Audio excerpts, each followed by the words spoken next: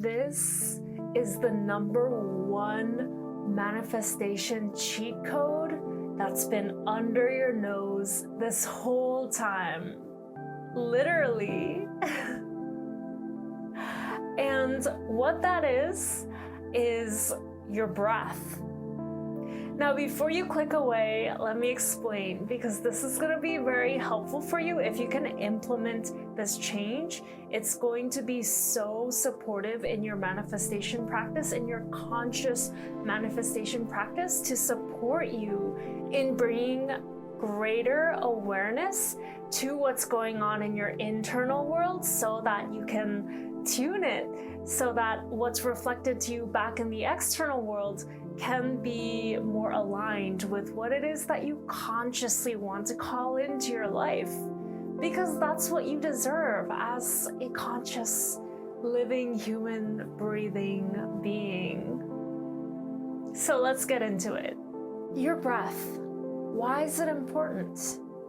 Because it is the direct link from your conscious awareness to your autonomic nervous system. Is it autonomic?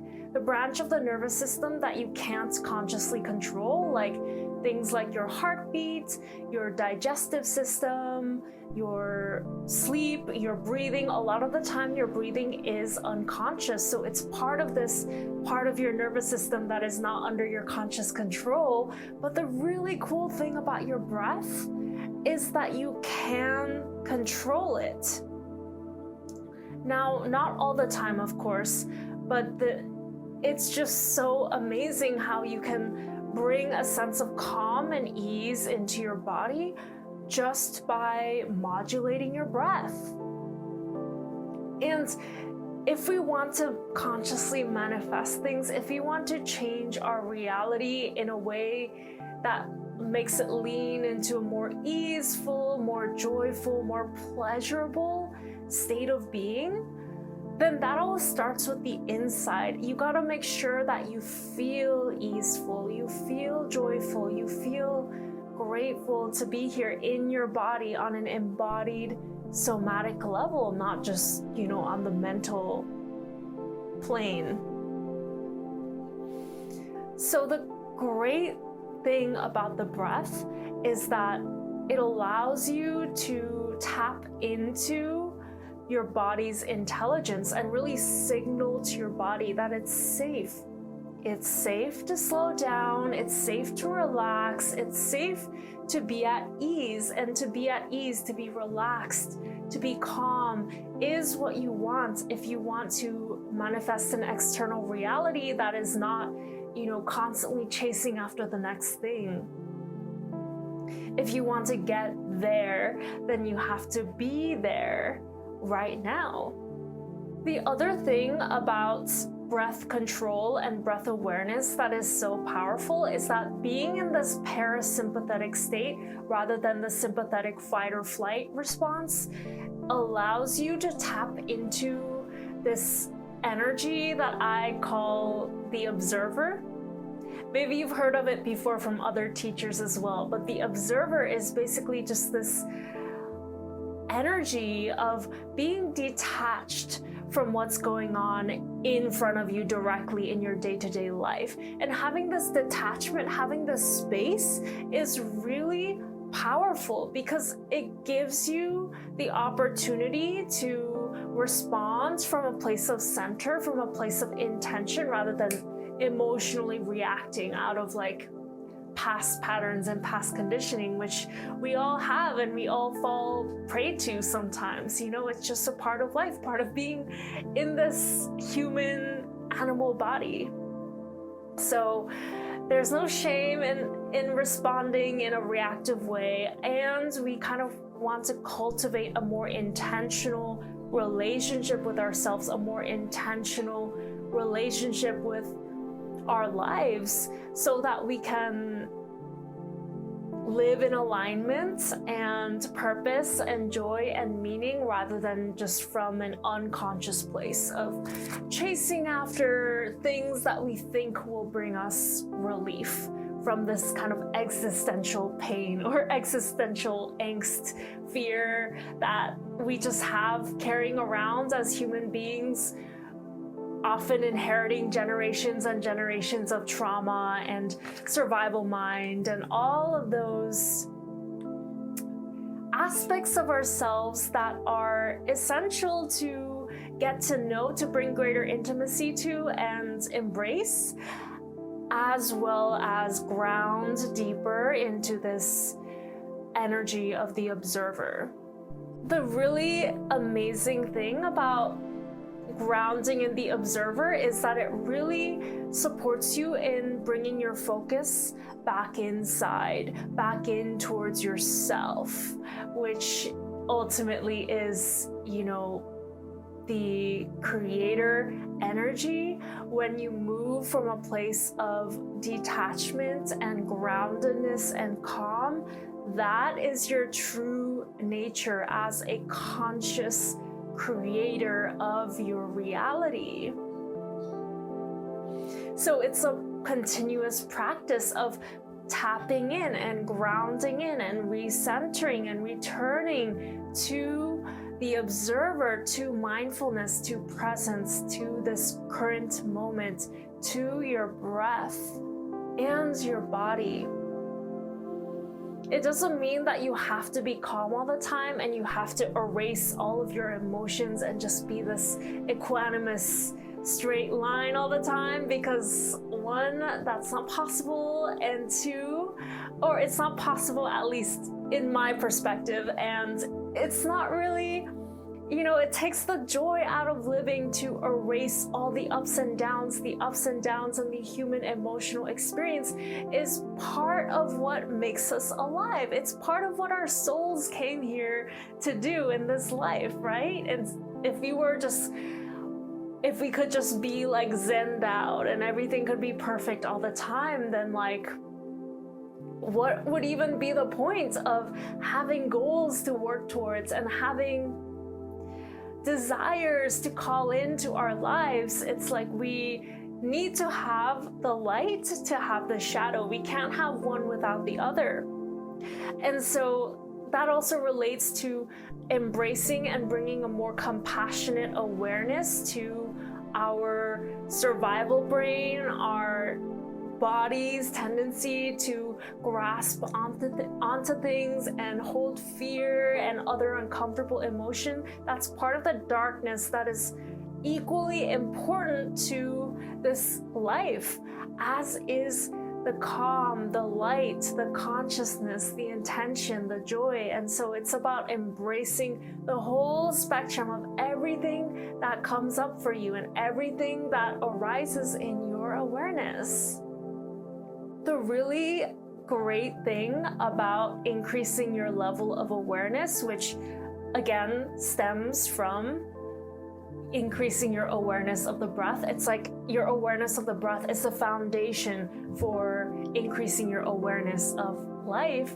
And the great thing about having a more powerful awareness is that it gives you the power to choose. The power to choose what's important to you, the power to choose what you want to call in and what you want to let go of. For example, you can choose to call in ease and rest and spaciousness, and choose to let go of the constant hustle, the constant chase, the constant feeling empty inside and needing something outside of us to make us feel whole and complete.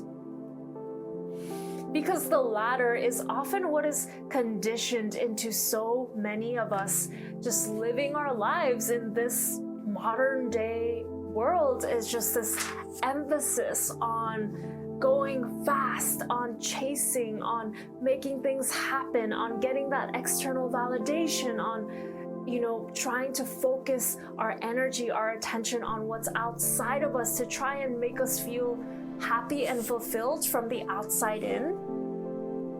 And let me tell you, focusing your energy, your attention, your awareness on the outside, on the external, on trying to make things happen outside of you to fulfill the void that you sense inside of you, that very tendency that we are very often conditioned to believe is the only way actually outsources your power. It drains your power, because all of your power, all of your creative energy, your creative potential lies inside of you.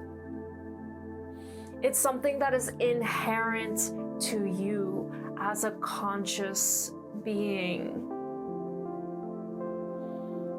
And you really want to collect, you want to gather, you want to cultivate that internal energy, that internal focus inside of you to really grow your power, to grow your manifestation power, to grow your connection with the divine, to grow your psychic abilities, your magical abilities, your creative power, and really just practice returning back inward. Whenever you notice that your attention has gone outward, simply bring it back inside, bring it back to what's going on in your body, in your emotional body, your spiritual, your mental body, your breath. Is it fast? Is it slow? Is it painful? And it's not about feeling good all the time. It's about bringing honesty, bringing compassionate awareness and acceptance to what is currently going on in your system. Not pretending or striving for some kind of perfect state of existence where everything is great, nothing needs to be changed, it's all perfect, it's all finished, it's all done, because that doesn't exist. And the fact that one is striving towards that unrealistic expectation means that they're disconnected from themselves, that they're disconnected from the truth of their being. Now, I'm someone that comes from a history of pretending like being perfect on the outside, being perfect externally, getting perfect grades, having the perfect body, drawing the perfect painting would make me feel like I'm perfect, and I just needed that outside thing to make me feel whole, which, you know, if you have any experience with that, you know that it doesn't really work. You know that it's got to come from inside. It's got to come from a place of truth where you're able to sit with yourself through the ups and the downs, through the light and the dark, and not abandon yourself through the entire range, the entire spectrum of what can emerge. And so, like I've been saying, the breath is such a key tool to connect to this sense of internal stability, of internal power, of inner peace. And I will share with you a way to breathe that is conducive to this state of groundedness, of connectedness, of centeredness, which really activates the parasympathetic nervous system. It calms your body down. It sends the signal to your body that it's safe to relax, that there's no danger, that kind of brings you the awareness that your body is responding in fight or flight to a past situation, that it recognizes this current situation in a pattern sense, when actually it's not dangerous, there's no danger, and your body is just holding these memories, these patterns that are coming up now for you to honor, witness, and release from a place of consciousness. And so the way to breathe, to tap into this power, it's really simple. You just inhale deeply and you exhale slowly.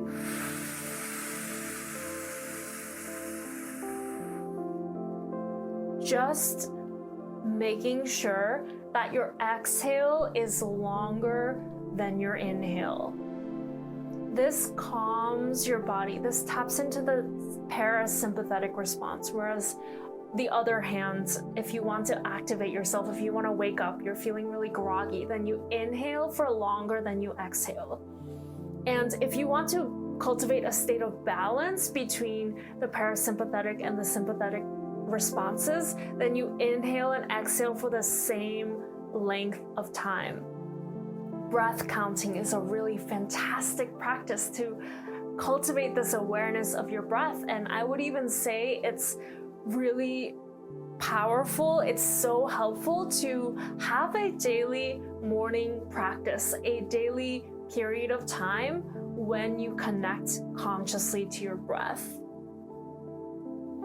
And I say this because starting your day off with breath awareness gives you the capacity to recognize in yourself throughout the day when you are breathing in a pattern that is not serving you. For example, the other day, I was feeling stressed out in the middle of transit, and then I just remembered, like, oh yeah, can I breathe? Can I breathe to my ratio of inhaling for 4, exhaling for 6? And it's just in those small moments throughout the day when you can return to yourself and you return to your breath and take action to breathe consciously. Those small moments are the game changers to tap into the next level of your awareness and of your relationship with yourself, which is ultimately the most important thing that we're here to cultivate as conscious beings, our relationships with ourselves. And through that heightened awareness, we know what we prefer, what we don't prefer, what we like, what we don't like, and we can accept the entirety of the spectrum of experiences being presented to us while we consciously choose to navigate in a direction that will make us feel fulfilled and happy to what we prefer and our desires, and calling in our desires. I will link some practices, some pranayama breathwork practices that I've personally used and I love for you to try in your mornings in the description below. And I'll also link a 30-day pass to this app. It's called Open. It's by the meditation teacher Manoj Diaz. And I'm not affiliated in any way at all. This is just an app that I personally use and love. And it's like $20 a month, and I use it like multiple times a day, every day. It has these like mindfulness on demand and breathing exercises like that are up to even like a minute, 3 minutes, 5 minutes. So you really can just pick up your phone and open this app and breathe to center yourself at any time of the day, especially when you have a moment and you recognize that you're not feeling safe in your body, you're not feeling very grounded. And so it's really it's a really handy tool, and so I will share that with you as well. So I sincerely hope that this video was supportive to you, that it reminded you of what really matters, not all that external stuff, not the external validation or the fancy handbag or the salary or number of followers, but rather how you feel in your body, how you connect to yourself, what you know to be true for yourself, and not what someone else is telling you to value or chase or do, but your own internal direction that starts with an awareness of your breath. I am sending you off with that blessing of grounding in your breath, grounding in your intention, and I'm also letting you know that if you have a comparison wound, if you have a tendency to compare yourself to other people and that really drains your energy, I have a free guide called Unbinding the Comparison Spell. I'll link it below in the description, and I put a lot of love and care into it, and I created it to support you in your process of reconnecting to yourself and kind of applying the themes of what we've been discussing in these videos, and just take your practice a step deeper to the next level, because we're all on this journey of continuously learning and growing, right? So that is there in the description, and I'm also really excited because it has a guided meditation by yours truly, and I would love to share it with you and hear what you think of it. So again, it's in the description, and if you enjoyed this video and would like to see more, please hit that subscribe. Please leave me a comment. I always love hearing from you. Please like the video and take good care of yourself, and I will see you next time.